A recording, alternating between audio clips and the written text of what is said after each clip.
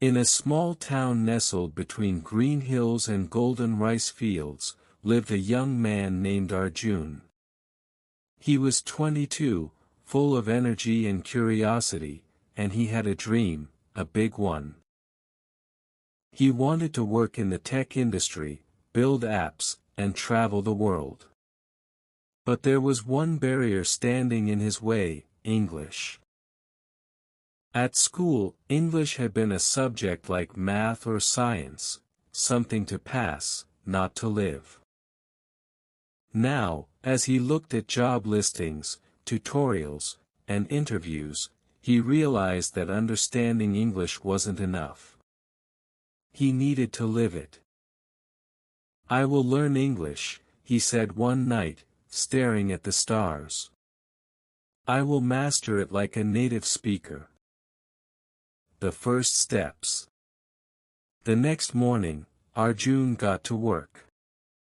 He searched online for advice and stumbled upon the famous quote, "To learn a language, live it." He downloaded the BBC Learning English app and began listening to short news stories every morning.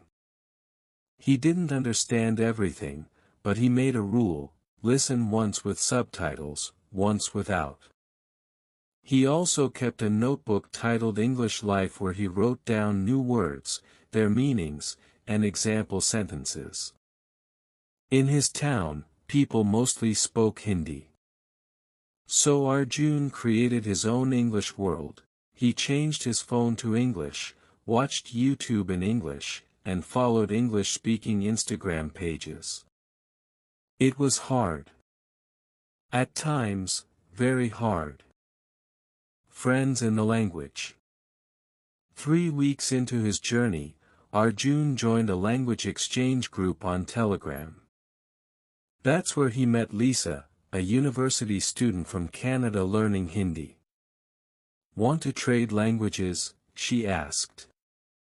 They decided to talk daily, 15 minutes in Hindi, 15 in English. In the beginning, Arjun froze when speaking. He searched for words, mixed up tenses, and felt embarrassed.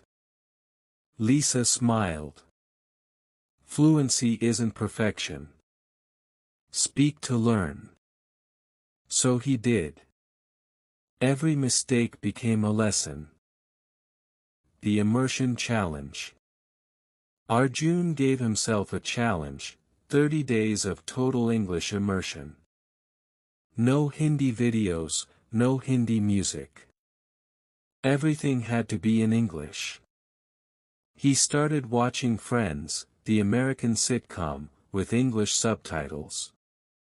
He'd pause to write down phrases like, "What's up?" or "I'm starving," and practice them aloud. He even started speaking to himself in English, describing his day, asking questions, making grocery lists out loud. It felt strange at first, but after 2 weeks, he noticed something: he was thinking in English. The plateau. 2 months in, Arjun hit the dreaded language plateau. He understood 70% of what he heard but struggled with advanced vocabulary.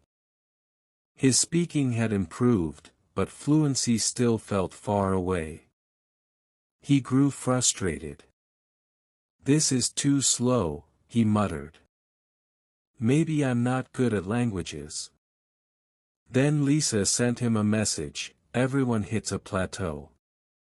Push through. Change your method. Try a book." So Arjun bought his first English novel, The Alchemist by Paulo Coelho. He read 1 page a day, underlining unfamiliar words, writing summaries in his notebook, and discussing chapters with Lisa. And slowly, the words began to sing. The speaking wall. Arjun wanted to improve his speaking more than anything. Reading and listening were easier: he could pause, rewind, or look up meanings. But speaking was live. Raw. Unpredictable. He remembered something he read in a blog: if you don't have someone to speak with, speak to a wall. So, Arjun turned his bedroom into an English zone. He put sticky notes with phrases like, "How was your day?" "Describe your morning routine," and "Debate, is social media good or bad?" on his wall. Each morning, he picked one and spoke for 5 minutes. At first, he stumbled and repeated himself. But after 2 weeks, he noticed his speech flowing more naturally. His tongue and brain were finally syncing in English. He recorded his voice, listened to his pronunciation, and compared it to native speakers. Bit by bit, confidence grew. Language in real life. One day, his uncle invited him to help at a hotel in the city. Many foreign tourists visited, and Arjun saw a chance to practice English in the real world. He greeted guests with, "Good morning, sir," and "Do you need help with your bags?" At first, tourists spoke too fast. But Arjun would smile and politely say, "Sorry, could you repeat that slowly?" Most people were kind. One American guest even said, "Your English is good. How long have you been learning?" Arjun grinned. "Only 3 months." That night, he wrote in his diary, "Today I felt like a real English speaker." The shadowing secret. Lisa introduced Arjun to a powerful technique, shadowing. "Choose a short video," she said, "and repeat what they say exactly, same speed, same tone, same rhythm." He picked TED Talks, movie scenes, and even news reports.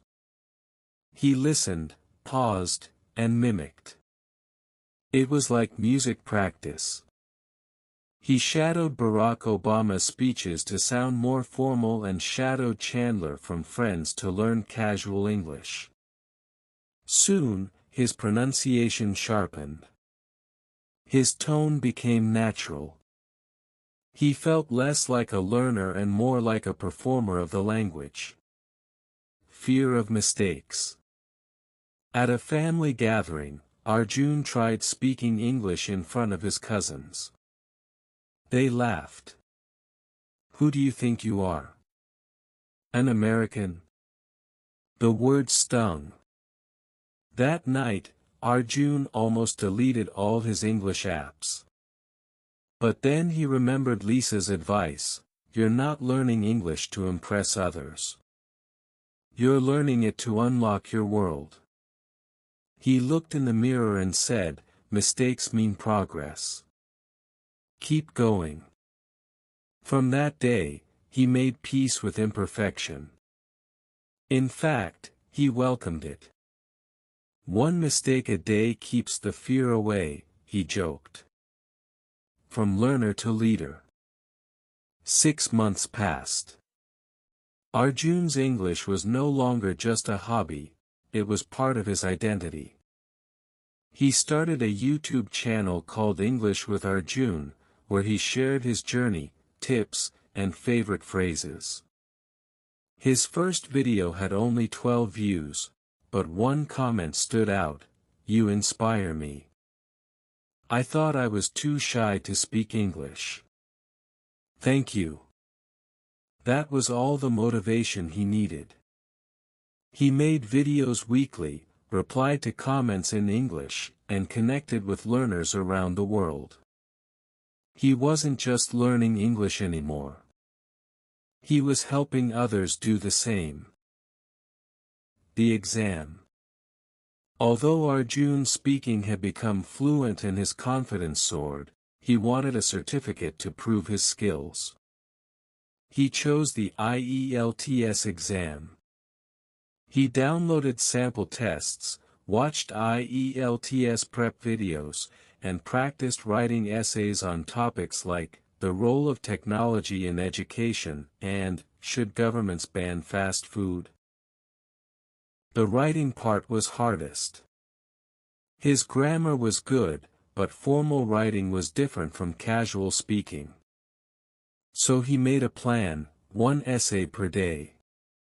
He posted some on Reddit and got feedback. He also joined a writing correction service to see his mistakes. For listening, he used past papers and timed himself. For speaking, he practiced with Lisa and even recorded mock interviews. The day of the exam came. His heart pounded. But when the speaking examiner asked, "Tell me about a time you solved a problem," Arjun smiled. "I'd love to," he said, and shared the story of learning English. 2 weeks later, his result arrived, Band 8.0. He cried. Not because of the number, but because of how far he had come. The opportunity. Shortly after getting his result, Arjun applied for a remote internship at a tech startup based in Singapore. The job required fluent English and good communication skills. He wrote a strong cover letter, recorded a confident intro video, and included a link to his YouTube channel. 2 weeks later, he received the email. "Congratulations, Arjun. We loved your enthusiasm and clear communication. Welcome to the team." He ran to his parents with the news. "You see," he said. "English didn't just open a door. It opened the world." The mentor. A year after his journey began, Arjun was no longer just a student. He had become a mentor. He created an online course for beginners, English for everyday life. He shared it for free in local communities. He held weekly Zoom sessions where learners from India, Brazil, Egypt, and even Ukraine joined to practice speaking. One student, a shy 17-year-old named Mira, reminded him of himself. "I'm afraid to speak," she admitted. "You know," Arjun smiled, "I used to be too. But if you speak even when you're afraid, the fear loses power." He saw her eyes light up. Looking back. One quiet evening, Arjun sat at his desk with the original English Life notebook. He flipped through pages filled with vocabulary, doodles, quotes, and voice recording reminders. He smiled at the first note, "I will learn English." And at the last page, "Now, I help others learn." He realized something profound: English wasn't just a language. It was a bridge to understanding people, sharing ideas, and building dreams. He opened his laptop and began writing a new story. The title? How I Learned English. Epilogue: 10 Lessons from Arjun's Journey. 1. Live the language, surround yourself with English daily. Change your phone settings, watch shows, and listen to podcasts. 2. Speak daily, even if it's just to a mirror or a wall. Speaking activates fluency. 3. Don't fear mistakes, mistakes are your best teachers. 4. Find a partner, language exchange with a real person makes learning human. 5. Use shadowing, imitate native speakers to improve tone and pronunciation. 6. Keep a notebook, write down words, phrases, goals, and reflections. 7. Read and write, books and essays build vocabulary and structure. 8. Challenge yourself, take on projects, immersion, writing, or exams. 9. Teach others, helping others improves your own understanding. 10. Believe in your journey, fluency isn't a destination, it's a lifestyle. My friends, learn and enjoy your journey. Good luck.